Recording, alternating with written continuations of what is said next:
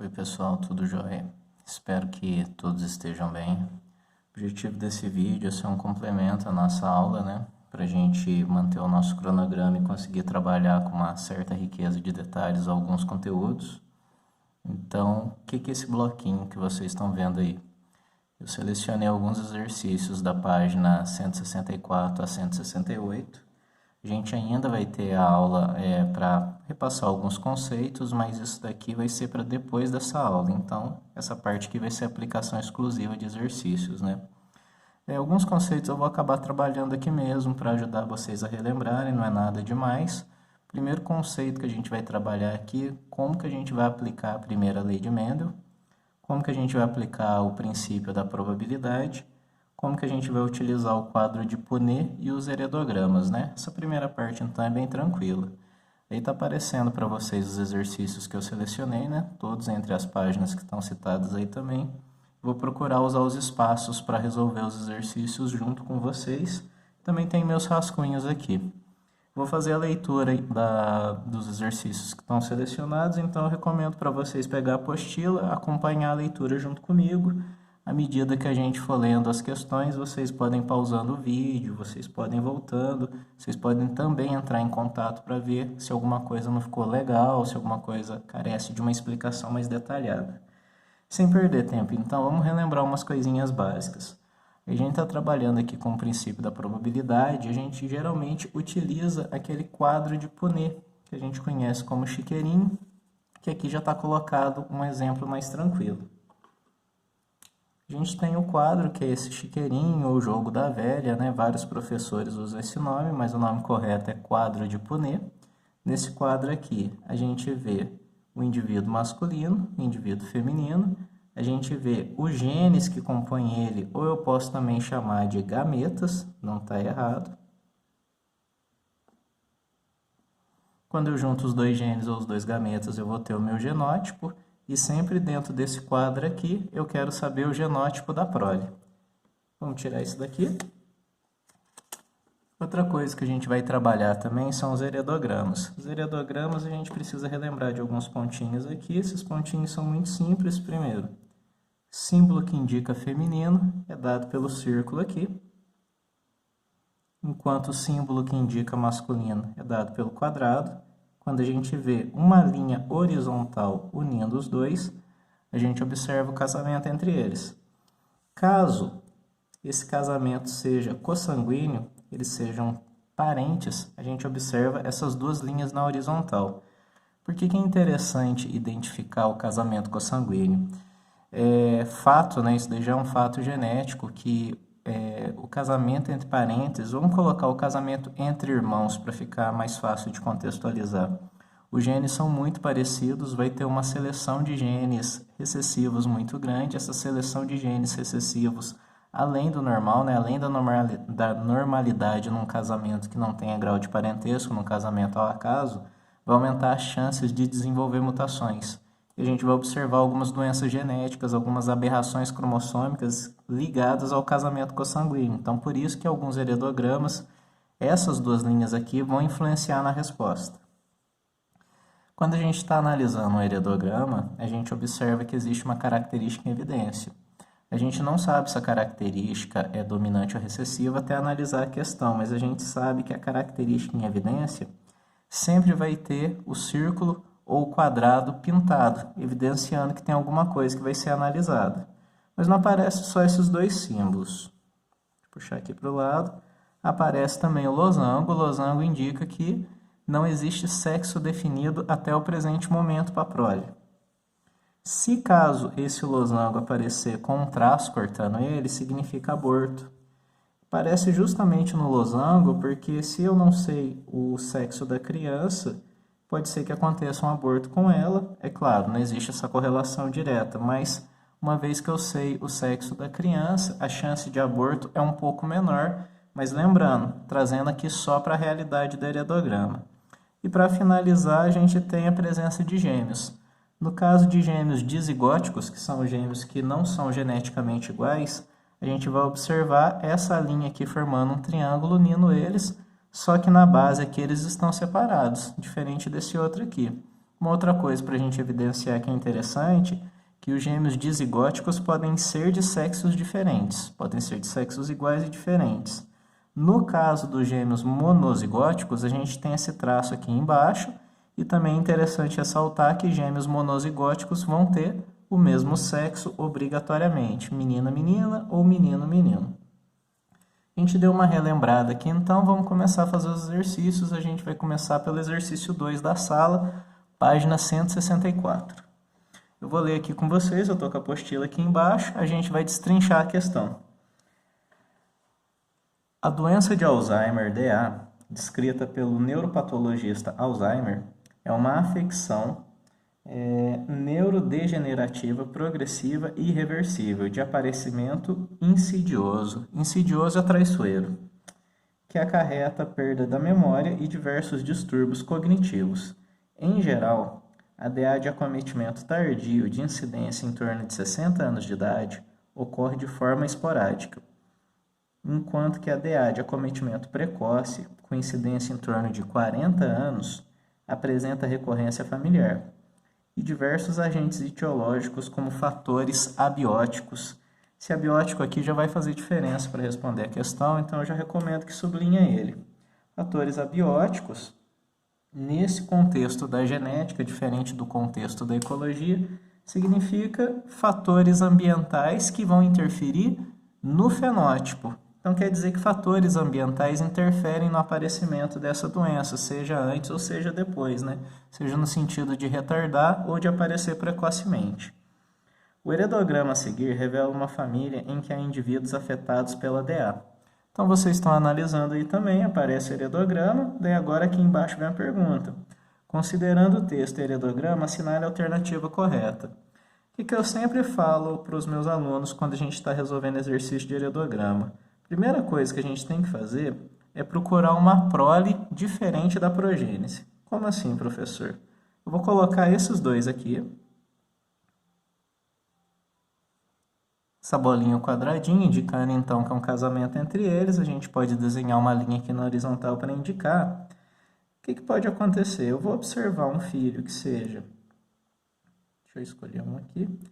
Que seja semelhante aos pais, ó, então aqui não está sendo pintado, ou eu posso ter um filho que vai ser diferente dos pais, que o seu genótipo é diferente dos pais. Esse exemplo aqui é interessante. Por que eu falo para vocês? Uma vez que vocês observam esse tipo de ligação, ou vice-versa como, professor? Deixa eu mudar aqui.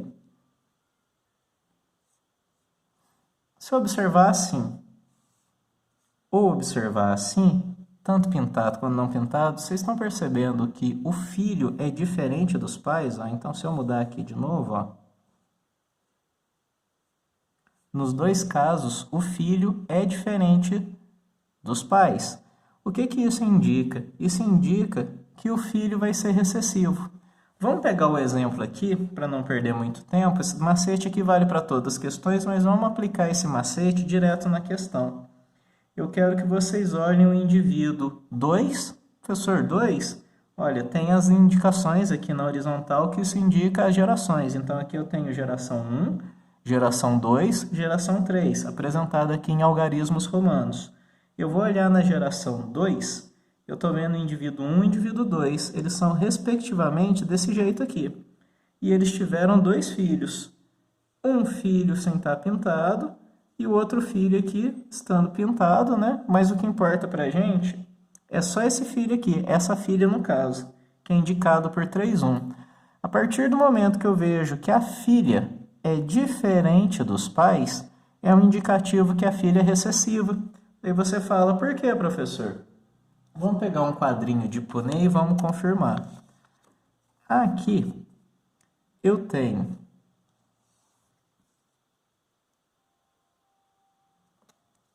o pai e a mãe, e eles têm uma característica. Para o filho nascer diferente, no caso filha, né, essa bolinha aqui, significa que ela, no caso, herdou os genes que estão escondidos. O gene que está escondido, obrigatoriamente, tem que ser o recessivo. Então, eu faço esse cruzamento aqui. Olha, o filho não pode ser, a filha no caso, perdão, não pode ser azão, porque senão ela seria igual aos pais. A filha não pode ser azinho, porque senão ela seria igual aos pais.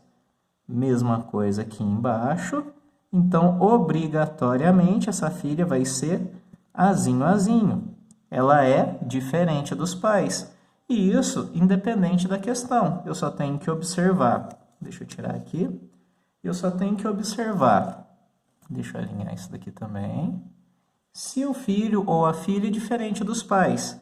Se ele ou ela for diferente dos pais, é um indicativo de homozigose. Dito isso, então, a gente consegue fazer toda a interpretação aqui do texto. O indivíduo 2,3, 2,4, 2,5, o indivíduo 1,2, o indivíduo 1 são todos azinho, ou seja, todos que não estão pintados são recessivos. Agora, o que sobra para mim são os pintados. Os pintados, obrigatoriamente, vão ser heterozigotos, azinho. Por quê? Deixa eu só ajeitar aqui. Pronto. Por quê? Porque a gente observa pelo padrão dos filhos. Não nasceram filhos dominantes. O cruzamento em homozigose de dominantes vai aumentar a incidência deles. Se vocês observarem, o número de filhos recessivos é muito grande, impossibilitando a presença de um homozigoto dominante. Então, a gente já consegue classificar todos os pintados aqui como azinho e todos que não estão pintados como azinho. Então, a gente determinou que essa doença que está sendo citada, o DA, é uma doença dominante e autossômica. Professor, por que você já disse que é autossômica? A gente não consegue ver evidências que a doença está ligada ao sexo aqui com base nesse heredograma. A gente vai ver isso, mas não vai ver agora nessa primeira lista. A gente vai ver em listas futuras. Então, vamos ler a pergunta aqui? Deixa eu trocar de caneta. Considerando o texto e o heredograma, assinale a alternativa correta. O indivíduo 3,2 produz dois tipos diferentes de gametas. Vamos dar uma olhada aqui no indivíduo 3,2. O indivíduo 3,2 aqui ele é pintado, eu sei que ele é azão tracinho e ele é filho de pais heterozigotos. Essa alternativa está incorreta. Professor, como que você sabe? Olha, esse filho aqui, o 3,2, ele pode ser tanto azão, quanto azinho. Vamos pegar um quadrinho aqui e fazer também? Peguei um quadro aqui. Então, eu sei que os seus pais são 2,1, 2,2. E que, obrigatoriamente, eles são azinho. Professor, por que você sabe? Porque eu estou olhando para os pais deles. Olha aqui, azinho. Ele pode ser dessa forma ou ele pode ser dessa forma. Se ele for dessa forma, ele só tem um gameta. Se ele for dessa forma, ele vai ter dois gametas, que eu coloquei aqui pela letra G. Então, essa A aqui está incorreta. E a gente tira esse quadrinho aqui que a gente utilizou. Próxima, B. Os indivíduos 2,3 e 2,4 têm o mesmo genótipo, ou seja, são heterozigotos. Essa também está errada. Eles têm o mesmo genótipo, mas a gente já definiu que os indivíduos que não têm o padrão pintado são recessivos. Se eles são recessivos, eles são homozigotos. Eles não podem ser heterozigotos. O fenótipo normal é devido a um gene dominante. Não, a gente já confirmou aqui por meio do heredograma que o gene que causa a doença é dominante. Então, o gene normal é recessivo. Essa daqui está errada. Fiz uma confusão aqui durante a leitura, mas o que a gente já observou aqui, de novo, para ficar bem apresentado para vocês. O gene que causa a doença é dominante. O gene recessivo é o gene considerado normal. O padrão de herança da DA é monogênico, autossômico, dominante, por enquanto correto, condicionado por um gene não relacionado ao sexo, correto, ao qual se manifesta inclusive nos heterozigotos por ser dominante, correto. Monogênico porque a gente observou só um gene condicionando. autossômico porque a gente não observou ligação direta com o sexo. A gente não observou nem ligação indireta com o sexo aqui. E um heterozigoto vai desenvolver a doença, já que não existe nenhum bloqueio para isso, é essa alternativa. A DA é condicionada apenas por fatores genéticos. Na leitura da questão, eu pedi para vocês anotarem os fatores abióticos. Fatores abióticos indicam que fatores externos vão influenciar nessa doença. Então, eu não posso falar apenas por fatores genéticos. Então, nessa questão aqui, a gente tem a alternativa D.